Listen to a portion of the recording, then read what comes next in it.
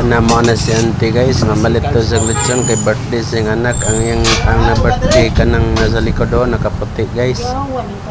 Ya kanang isa wa nilabot guys kanang na sa libod. Ngayo daw nagkwarta kang auntie. Nakapaspas. Muna, nga na o kapaspas mag-chat guys. Basta ka ng dinalian nga manok. Dinalian nga pagkuhan. Customer. Nga na. So, mas dali pa dyan kayo. Pwede na tagtulo kahiwa. Ang isa ka manok. Bali, unom ka po. Unom kahiwa.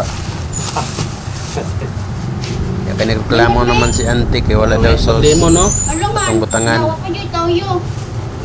Na maya na pa nagtuyo. Larga na daw siya kay nagdali daw siya kay birthday siyang anak guys. Kaya naman ko to. Thank you for watching.